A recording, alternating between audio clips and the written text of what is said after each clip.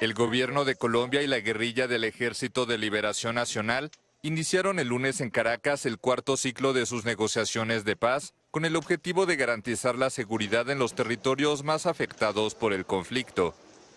Para nosotros, si me preguntaran un resultado de este ciclo, ¿cuál es?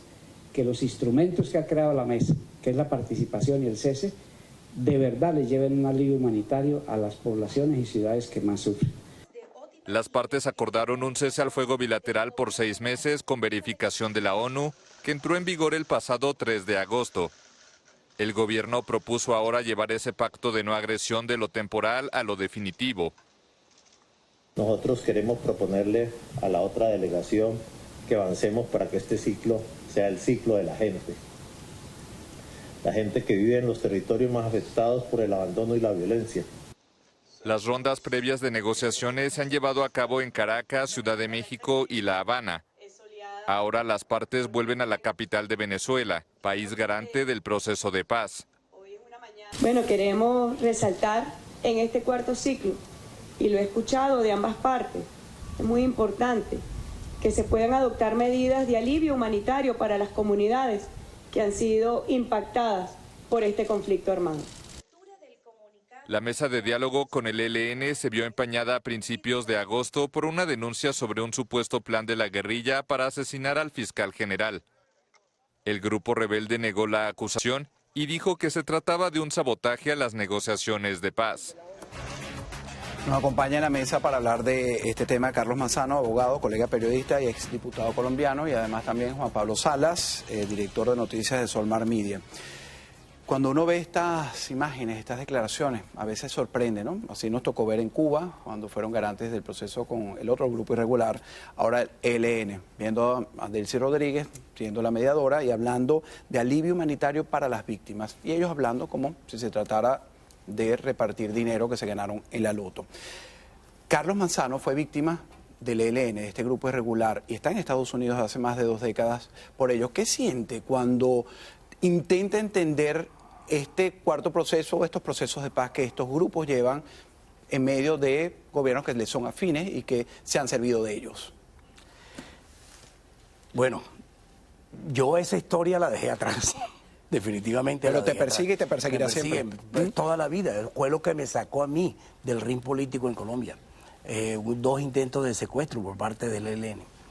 Pero yo cuando veo este ciclo de conversaciones, veo el mismo ciclo que se hizo con la FARC. Y el anuncio que había con la FARC en ese momento era, el objetivo aquí son las víctimas del conflicto. Fue lo que no ocurrió. Fue lo que no ocurrió. Entonces uno se pregunta cuando ve este ciclo, ¿van a dejar de traficar? ¿Va a pararse la producción de droga en Colombia? ¿Van a dejarle el secuestro? ¿Van a dejar la extorsión? ¿Van a indemnizar a las víctimas? Y uno se encuentra con la realidad que eso no va a ocurrir. Le pregunto lo mismo a Juan Pablo Salas, es decir, ¿tiene la misma opinión de Manzano? Obviamente que la gente que va a un acuerdo espera que del acuerdo surjan cosas positivas. Yo no sé si van a surgir o no. El resultado de las negociaciones será lo que nos dé a la vista qué fue lo que acordaron. Yo espero, como dice el señor Carlos Manzano, que suspendan la extorsión, que suspendan el terrorismo, que suspendan el narcotráfico. Eso es lo que debería salir de esta negociación y ojalá que se alcance. No hay garantías. Yo sé que quienes están negociando, pues no es precisamente con las mejores personas que tiene Colombia en cuanto al ELN se refiere, pero ¿con quién más hay para negociar sino precisamente con esos enemigos? Ojalá que lo alcancen. ¿Qué garantías existen? Pues veremos cómo se desarrolla el proceso. Esta es la vía, Carlos, de negociar con estos grupos irregulares, con los que tanto dolor le ha generado a la población colombiana, venezolana y otras del sur de América, pero pasa igualito con políticos y estos regímenes. La vía diplomática realmente, cuando ya pusiste el ejemplo del acuerdo de paz con la FARC, que las víctimas nunca fueron reparadas, o muy pocas víctimas, ¿hay otro camino? Yo me he puesto a analizar mucho el conflicto colombiano. El conflicto colombiano desde el año 90, cuando se cayó el muro de Berlín, dejó de tener un sentido político las guerrillas que se encontraban en Colombia, la FARC, el ELN, la caída del muro de Berlín, cuando se derrota por parte del capitalismo la estructura socialista y comunista y que pasa la mayoría de los países a estar en un sistema capitalista, pues la guerrilla en Colombia debería haber dejado de funcionar, pero se fusiona con el narcotráfico. Y se fusiona con el narcotráfico y la vieja guerrilla en Colombia termina siendo narcotraficantes. Entonces, la pregunta que uno se hace aquí es ¿hacia dónde vamos? Si tú analizas el conflicto colombiano, tú solamente tienes dos soluciones allá: o la erradicación total de la droga o la legalización de la droga. No hay otra en Colombia, no hay otra. Los paños tibios, como esto que estamos viendo aquí, porque esto es un paño tibio, ¿eh?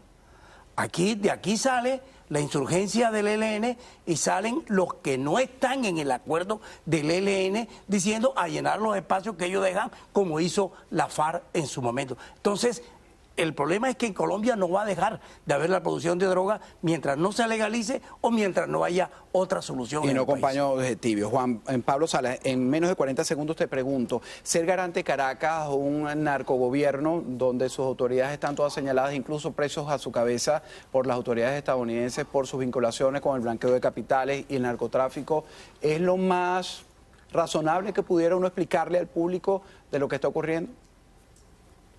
Es difícil de vender, sin duda, es un problema tratar de negociar cuando el garante, en este caso, es un gobierno en el que uno mantiene sus dudas, por supuesto. Pero lo cierto es que aquí los enemigos también tienen su parte que decir y no hubiesen acudido a otro lugar que no hubiera sido ese. Así que yo lo que espero es que la negociación resulte efectiva y realmente se desmovilice el ELN. Muchísimas gracias a Juan Pablo Salas y a Carlos Manzano por este análisis de lo que es este cuarto ciclo de negociaciones con el ELN y el gobierno colombiano en Caracas.